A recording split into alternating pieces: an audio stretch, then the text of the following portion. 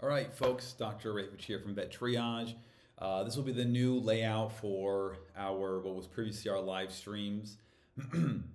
So I'm going to try and do it a bit more dynamic. It won't be too different. We still got the journal article here, and you can see on the screen there we've got a mini PowerPoint slide and a German Shepherd in the background to help with the aesthetics of this case. So let's get to it. We've got this issue of JAVMA here. Boom. This is the February 15, 2017 issue, and we are going to be talking about pathology in practice. There you go. So we'll begin. You can see the paper is coming out of, where is it here? The Murdoch University in Australia, Antech labs in California, and it's a metastatic lymphocyte-rich thymoma in a German Shepherd dog. So the signalment of this patient, we have a 9-year-old, about 90-pound female spayed German Shepherd. These symptoms include weight loss for 3 months, polyuria and polydipsia for 11 days. Medical history, she's on estrogen supplementation for urinary incontinence. Urinary incontinence, just for those who don't know, the most common reason for it is a sphincter incompetence, external urinary sphincter incompetence, and because of the external sphincter and the urethra not working, this is usually after a spay. You spay them, the estrogen levels go down, and now they have urinary incontinence because the estrogen was responsible in part for keeping that external sphincter of the urethra taut. And so some dogs after a spay, unfortunately, are going to be probably on lifelong estrogen supplementation. It's not the most common. Well, it probably is the most common spay complication, but it's not like the benefits of spaying doesn't outweigh the risks. So you still want to spay your pets, but just be aware. Meloxicam is a non-steroidal anti-inflammatory. She's on it for bilateral stifle osteoarthritis from cranial cruciate ligament disease. So they submitted a sample here of a mass from a kidney, which we'll go over, but you can take a look at the way that is. And they ran a CBC, complete blood count. It showed leukocytosis characterized by neutrophilia and monocytosis. That's the correct way of describing a CBC, a leukocytosis. You have to describe, is it mild, moderate, or severe? And then you have to characterize it. So in this case, high neutrophils and high monocytes make up the lymphocytes, the leukocytosis. There's 3 causes of high white blood cell count: cancer, infection, inflammation, and so we have that here. But also, to be fair, stress can also do it. And then chemistry panel, which is the biochemistry, has hypercalcemia. And hypercalcemia, there's a bunch of different causes of it, but there's a few differentials that we think of, like cancer can cause it, bone disease can cause it, fungal infection, certain hormonal diseases, vitamin D toxicosis. So there's various conditions for that. And then abdominal ultrasound, sonography, hypogenic to echogenic masses of the kidney, spleen, pancreas, and liver. So they did an ultrasound guided fine needle aspirate, which is maybe needs mild sedation, maybe not, depending on the pet. But needle into the organ. In this case, it was the kidney mass, and they found large, round polyhedral cells which had a high nuclear to cytoplasmic ratio, which typically means that because the nucleus is big and that's where the chromosomes are, the DNA is, it means it's rapidly replicating, which is typical of cancer. Anisocytosis means that the cell sizes vary, different cell sizes. Again, it's a marker of malignancy. Clumped chromatin, meaning active genetic material replicating mitotic figures. Again, mitosis, replication of cells. And then atypical morphology. All this is indicative of a cancerous process.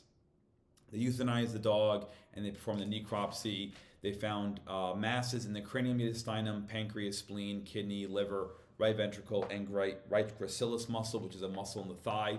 This is the thoracic mass. Now, a bit of a problem here with this picture. You see how they have a tongue depressor up top. You don't do that. You need a measuring tool on this photo. You need, usually we use like either a ruler or a scalpel handle. It's got markers on it for centimeters typically, but not a tongue depressor. That's dumb. But anyway, no offense. It's more dumb on the part of the research paper for not commenting on that or criticizing them for it. So the cells were positive for cytokeratin AE1 and AE3, and they were CD3 positive.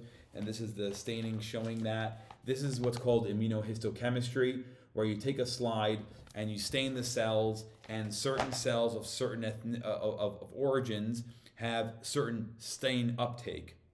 So, so in this case, that's what they found, and the diagnosis was metastatic lymphocyte-rich thymoma.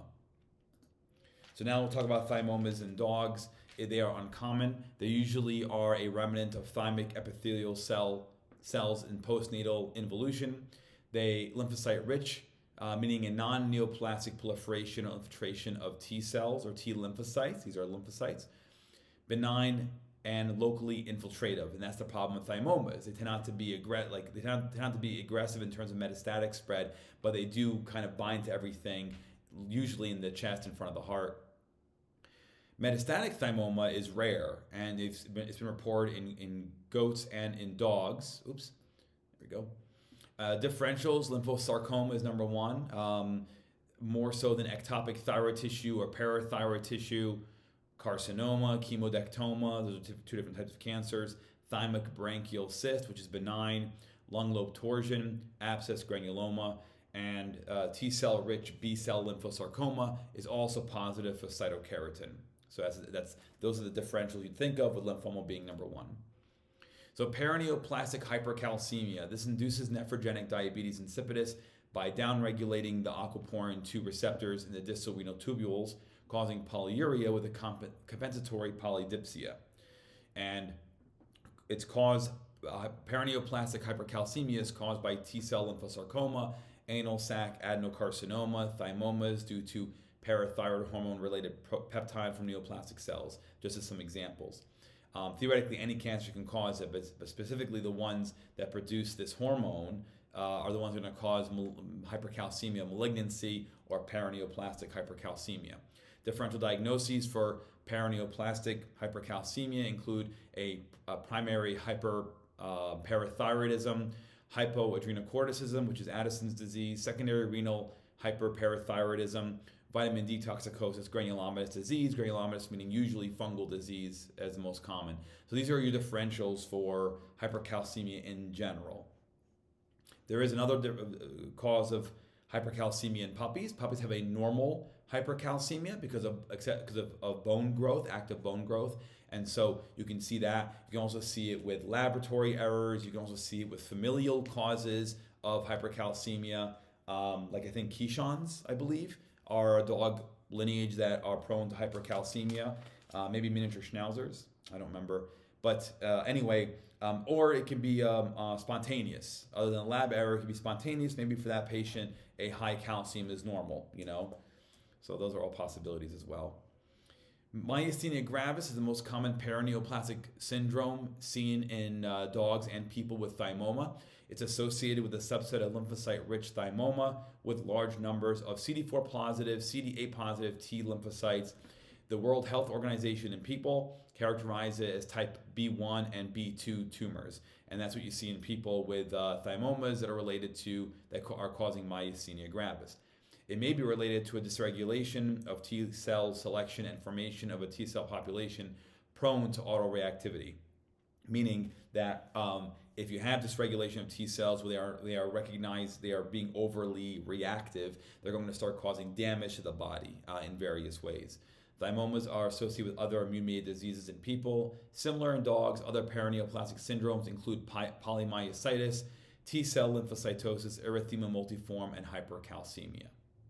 So that's it for this paper. It's metastatic lymphocyte-rich thymoma in a German Shepherd dog.